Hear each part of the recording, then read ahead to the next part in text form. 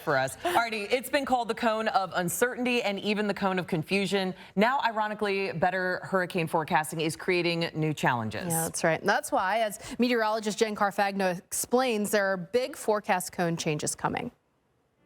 Yeah, we say it, Colleen, every single year. Don't pay attention to just the code. You have to pay attention to the forecast. And we've both seen it.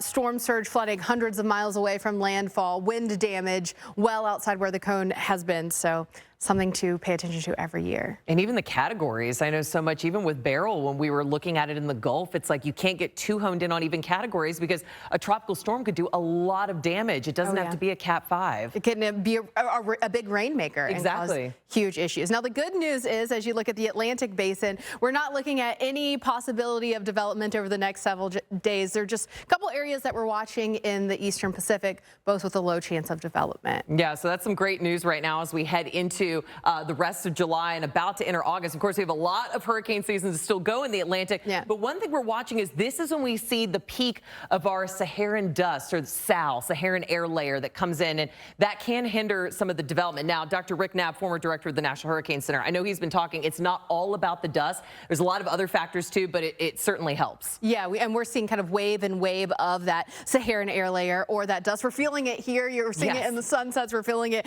as we're breathing across some places. And you can see we're seeing kind of wave after wave of that Saharan air layer rolling off Africa. This is kind of the peak timing of it when we typically expect to see it, Colleen.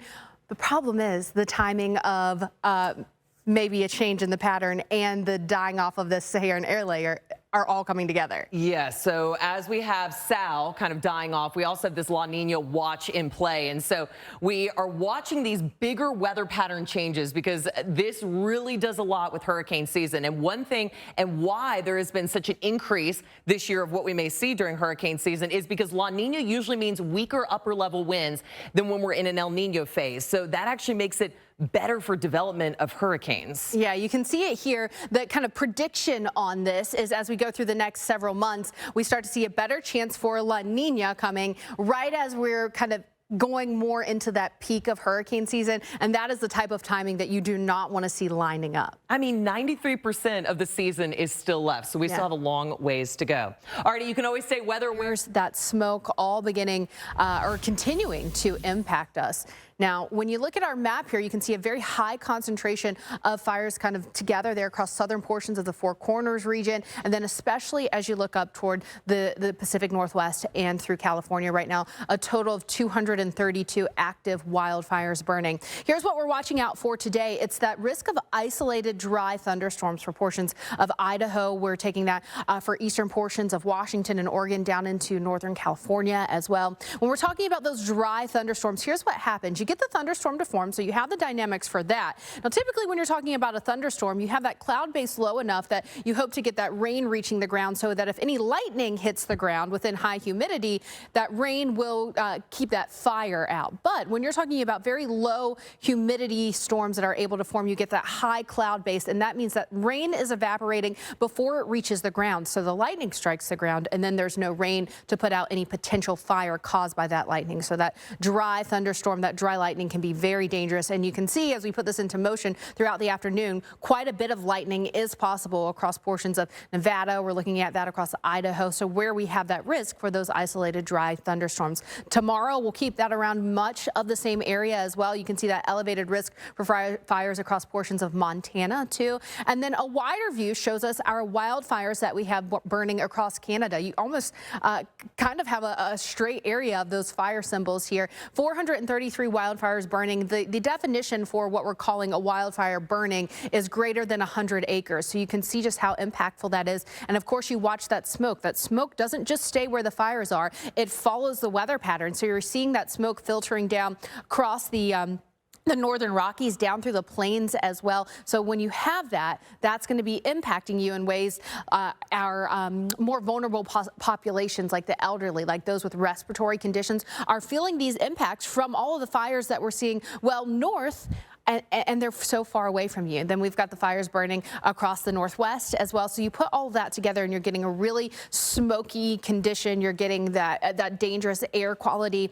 that low air quality as well. So Colleen, it's like we cannot get away from the smoke from all of these fires burning. And that is part of the far-reaching problems of those wildfires that we're seeing right now.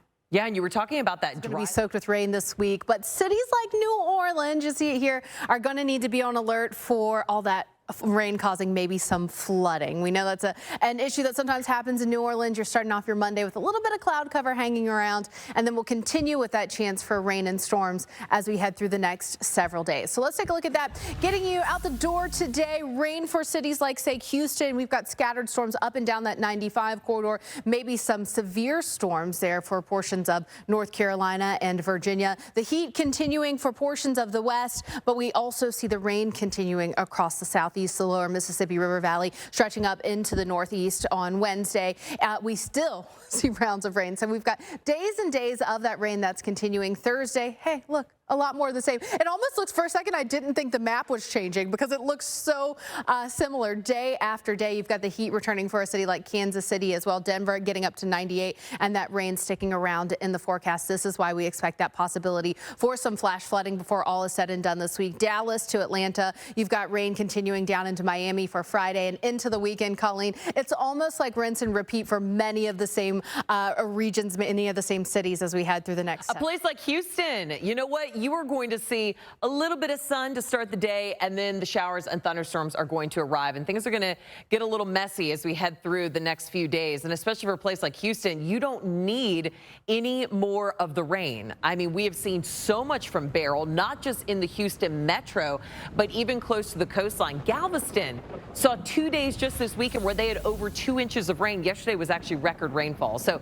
again, lots of rain in a place that doesn't need it. So right now, rain is mainly gearing across the coastal areas around Freeport up through the Galveston area, getting into Galveston Bay. But Houston remains quiet right now, sitting at 84 degrees, starting to warm up. But I want you to watch this as we head through this morning, and then also as we go through the rest of the day. We do have a boundary that's kind of hanging out. It's this stalled front that's all the way from Texas through parts of the southeast, and we have a lot of moisture that it's going to be working with. So again, we get a little bit of lift from that boundary. We have all the moisture coming in from the Gulf, and so we can spawn these showers and maybe even a couple rumbles of thunder as well. But what's interesting is we kind of have two colliding entities right now. We have the sea breeze that's causing some of those showers and thunderstorms along the coast, and then we have some of those showers and thunderstorms coming in from the north. They're starting to spark up along that boundary, and so some of that could start to collide and kind of converge there in parts of southeast Texas, and that can even spawn up more outflow boundaries and kind of areas that will bring in more rain to